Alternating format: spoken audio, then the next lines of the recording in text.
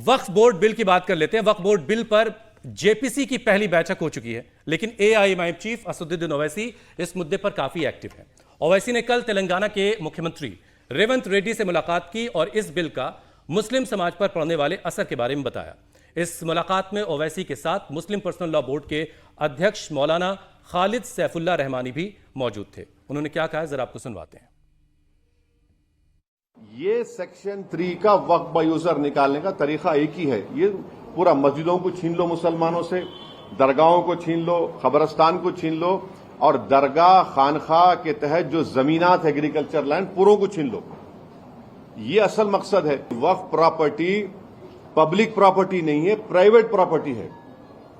Government नहीं दी हमको ये हमारे मुसलमान वक्फ कर दिए, जैसा बोलते ना दान दिए, दान दे दिए उसको। वो प्राइवेट प्रॉपर्टी है, पब्लिक प्रॉपर्टी नहीं है। वो आप पब्लिक प्रॉपर्टी कैसे ट्रीट कर रहे हो उसको? तो वक्फ बिल जो है वो टेबल हो चुका है, वो जेपीसी के हवाले, लेकिन उसको लेकर के लगातार ओवैसी भी एक्टिव है और तमाम जो मुस्लिम संगठन है वो भी एक्टिव हैं।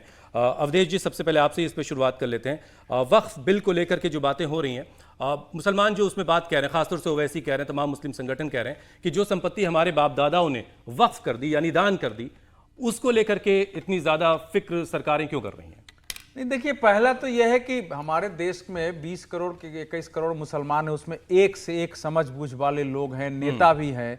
हम सब लोग जो है ये ओवैसी जी को इतना बड़ा बना के उनके हर स्टेटमेंट को लाते हैं, उस पर डिबेट करते हैं। सीधे भी वक्फ बोर्ड पर जो प्रतिक्रियाएं हैं उस पर भी डिबेट किया जा सकता है, क्योंकि मेरी दृष्टि में ओवैसी इतने खतरनाक है कि उनको बहुत ज्यादा महत्व देना मीडिया और हमारे लिए भी बहुत समुचित नहीं है।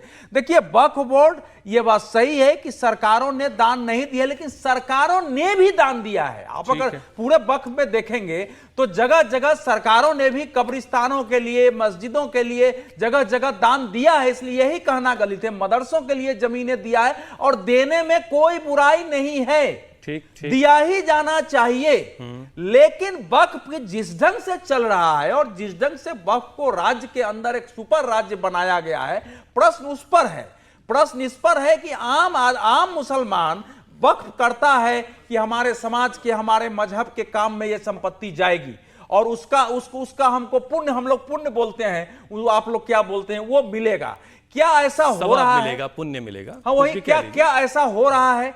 आखिर आजम खान उसके उदाहरण है कि उन पर जब मुसलमानों ने बड़ी संख्या में बाद में जब मामला खुला तो मुकदमा किया कि हमारे जमीन दखल की, वक्फ की जमीन दखल की, फलाने की और कब्रिस्तान और बाकी को लेके देश में अनेक मुकदमे, पहले तो वहां जाता है, वहां के बाद कोर्ट में आ रहा है। तो वक्फ ने जिस ढंग से एक्टिंग किया है कि किसी भी प्रॉपर्टी को छू दो, उस दिन अरशद मदनी साहब कह रहे थे कि ये जो क्या है अंतरराष्ट्रीय हवाई अड्डा है, ये तो वक्फ की जमीन पर बना हुआ है। खुलेआम भाषण दे रहे थे। पूरा ये तो हिंदुओं के दादा परदादा लकड़दादा सब मुसलमान ही थे, तो ये तो पूरी प्रॉपर्टी जो है खुदा की है। तो ये जो भाषा है ना, और ये सोच से कोई चीज चल रहा हो उसमें है ना, तो सरकार उसकी जमीन लेगी, कानूनन ले भी नहीं सकती है। लेकिन आप ये भी, इतना भी अधिकार नहीं होना चाहिए कि अगर कर इंडिया टीवी पर छू दें और कहे कि आपका इंडिया टीवी वक्फ की जमीन पर है, तो पहले वो जाए, पहले ट्रिब्यूनल में जाओ, फिर साबित नहीं हो तब जाके हाई कोर्ट में जाओ। पहले तो ट्रिब्यूनल से लड़ो और साबित करो। ये स्थिति देश भर में हुई है। लेकिन समीर जी, ये बेचैनी क्यों है? ये बेचैनी सिर्फ यूं ही है या वाकई कुछ इसमें है सुगबुगाहट की? लोग ये कह रहे हैं कि जो वक्फ की संपत्ति है दरअसल उसको हथियाने की एक तरीका है, एक साजिश है उसके पीछे। देखिए, बेचैनी तो उनको जिन्होंने वक्फ की संपत्ति को हथिया के रखा हुआ है।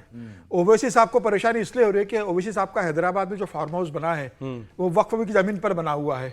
ये कहा जाता है कि उन्होंने जो कार्रवाई क्यों नहीं 5 एकड़ की जमीन पे कब्जा किया है, वो ओवैसी साहब पे कौन कार्रवाई करेगा? ओवैसी साहब की सरकार तो अभी तक वहां भाजपा की बनी नहीं है, या तो कांग्रेस की बनती रही है या वहां पर अभी बीआरएस की बनती रही है।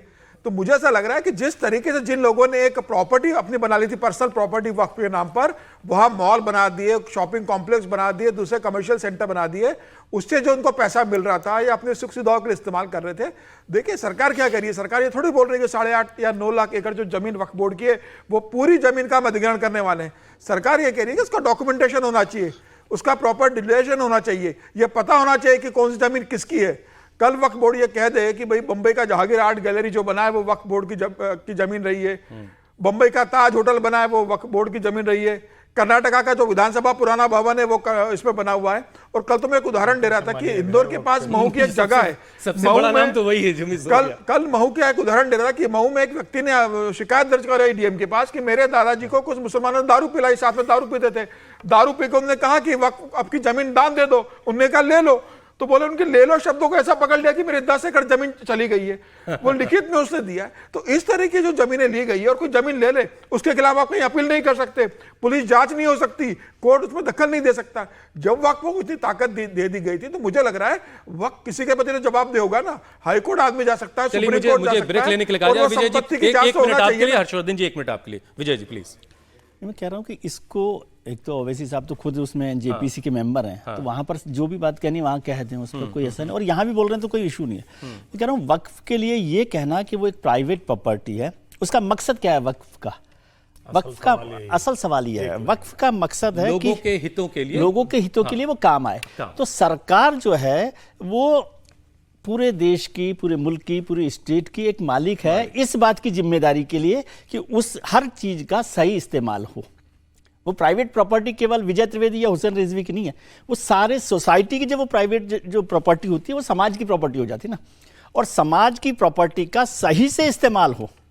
एक्चुअली ये वक्फ बोर्ड का जितना बिल है, जो मुझे समझ आया, हो सकता है मैं गलत समझ रहा हूं, कि उसको ठीक तरह से उसका इस्तेमाल हो, राइट डिस्ट्रीब्यूशन हो, उस पर कैसे काम हो रहा है। और जितने लोग उसके खिलाफ खड़े हुए हैं उसमें से ज्यादातर लोगों के बारे में ये कहा जा रहा है, वो भी मेरी जानकारी में नहीं है कि ये भी एक पहलू हो सकता है कि उसका राजनीतिकरण करके मुसलमानों को मोबिलाइज करने की कोशिश हो रही है। हर्षवर्धन जी ऐसा है? नहीं, मुझे नहीं लगता कि ऐसा कुछ है। देखिए, भारतीय जनता पार्टी को इससे कुछ लाभ तो होना नहीं। 3 तलाक कर दिया, मुस्लिम महिलाएं उससे मुक्त हो गई, वो एक घृणित कर्म था, लेकिन फिर भी उससे मुक्त होने के बाद भी क्या भाजपा को वोट मिल गया? क्या नहीं मिला। तो ये कोई ऐसी बात नहीं। लेकिन सरकार जहां खड़ी होती है उसे हिंदू मुसलमान से ऊपर उठकर देखना होगा। जो अभी विजय जी ने सवाल पूछा, मैंने ढेर सारे मुसलमानों से बात की, और गलत कहूंगा तो आप भी बताइएगा। ये तो इसलिए है ना भाई कि मुसलमानों में जो विधवा रह जाए, यतीम हो जाए, गरीब गुरबा है, जहालत में जी रहा है, उसका आप कुछ भला कर सके। बिल्कुल ठीक बात। और कर क्या रहे हैं?